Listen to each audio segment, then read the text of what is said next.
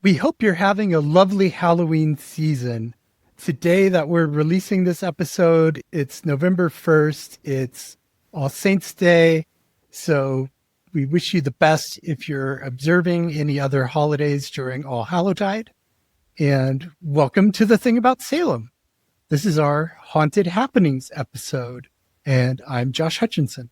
Hi, I'm Sarah Jack Skellington. Just going to put that in one more time for the season. Every October, Salem, Massachusetts transforms into something extraordinary. Families plan costumes months in advance. The streets fill with parade goers cheering together. The smell of cider and fried dough fills the air, and strangers bond waiting for ghost tours, while artists, musicians, and performers take over the downtown. And people travel from across the world to be part of this collective experience called Haunted Happenings. I think our listeners and watchers are all smiling really big. They've either been there and they're like, yes, it's that awesome, or man, that's so awesome. That's how I feel. That's so awesome. This is what people have always done. Come together for seasonal celebration to see and be seen, to participate in something bigger than the individual lives.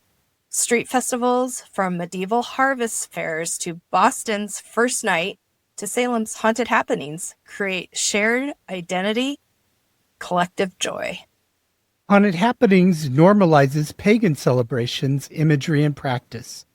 The festival has created space, like Salem, the city itself has, a space where witchcraft, Wicca, tarot, and other pagan practices can exist openly as valid spiritual paths, as valid as any other spiritual path. And real practitioners operate businesses, offer services, and participate enthusiastically alongside the commercial Halloween entertainment. The fact that Salem incorporates pagan themes doesn't make it fundamentally different from other heritage and cultural festivals like Oktoberfest, Mardi Gras, to name a few. It simply centers previously marginalized spiritual traditions while doing what communities have always done. Of course, some critics extract and amplify fears about paganism, superimposing their own religious anxieties onto this community celebration. So today we're celebrating Haunted Happenings by podcasting.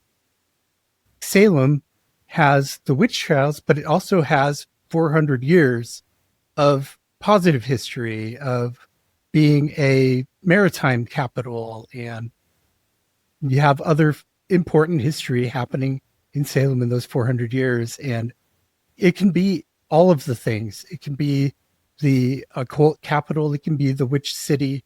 It can be the historical location where people were prosecuted unjustly for witchcraft. And now we have a Halloween capital. How did it get there? How did it become the Halloween capital? I like to think that it paralleled the rise of the witch in pop culture and Salem's connection with witchcraft, and that rise in popularity of witches. Really, they worked together, they dovetailed and led Salem on this trajectory to become the Halloween capital. Let's take a look at the history and how Haunted Happenings got to be what it is today. Yeah, Haunted Happenings actually started with these discussions in 1981 about having an event for the city. And so that year, Susanna Stewart from the Salem Witch Museum and Gloria Lampropoulos of the Chamber of Commerce, they worked together and they came up with this idea for a witches weekend. And so this was just one weekend of activities.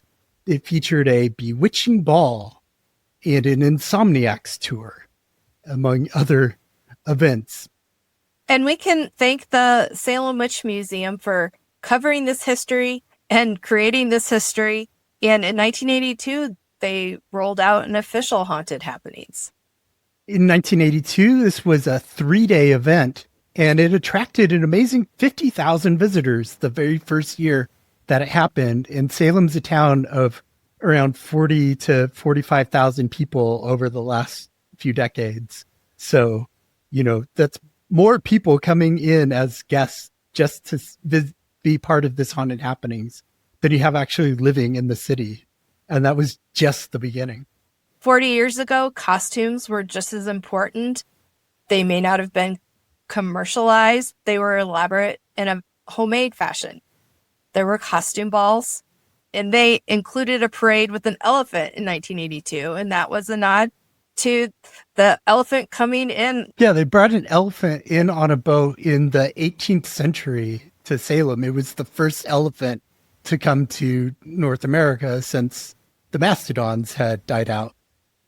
So they also did a Dracula blood drive. They did a blood drive for their community.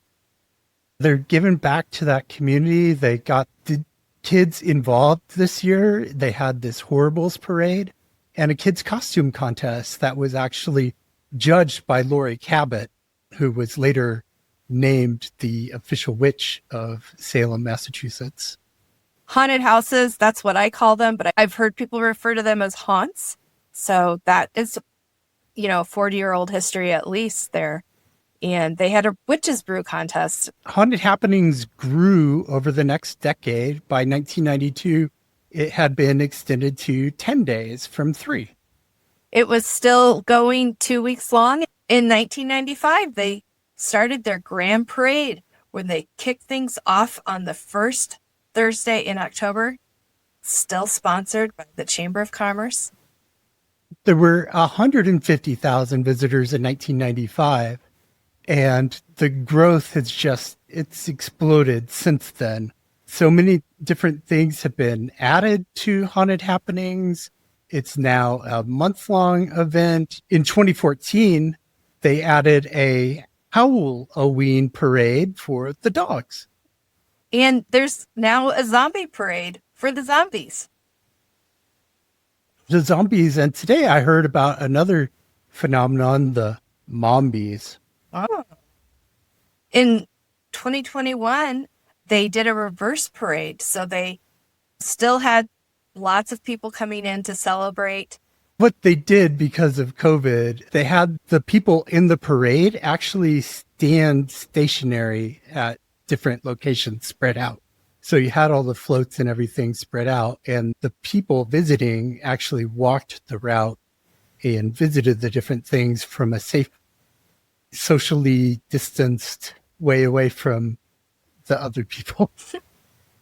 Well, I wanted to get a real good look at what Haunted Happenings was like in 2025. I didn't get there, but I found this cool YouTuber, Derek Millens Detours in Salem. He does many. I had time to catch one, and he went through Salem on the 11th of October and was talking to the people in costumes, going into the businesses, saying hi. And it was really fun to watch that. So I'm so glad that he puts that out there so that those who aren't attending can get a feel for what it is and participate virtually. So that was really interesting.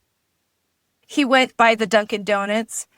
If you're on social media at all following Tourist Chat, everyone wants to know if the sipper cup is still available almost every day. It's a daily question. And he, of course, had his. So that was pretty cool to see. Over 1 million people are attending this. A town of 45,000 accommodating 1 million people in the space of a month.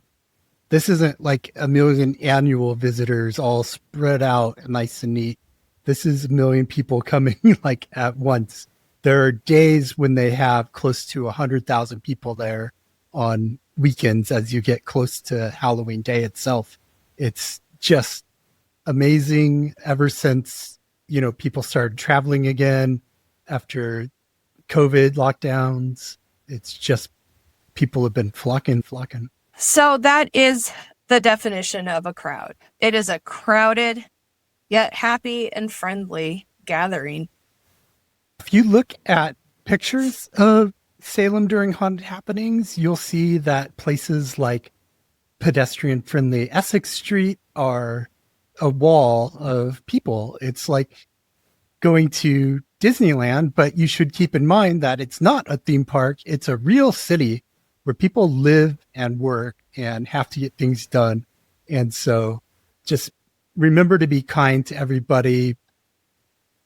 Transportation, come in on foot, come in by ferry, come in on a bus, come in on your broom. Don't drive your car down. So it's crowdy, it's witchy. You'll definitely see a lot of witch hats and witch costumes, but you'll also see people who practice the faith of witchcraft.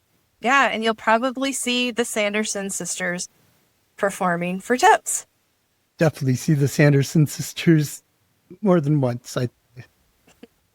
There's lots of performers. Some of those performances are just awesome costumes. They usually have really neat tip jars, but you've got local musicians that are, in theme. There's Joe, the sax appeal. He plays all year long.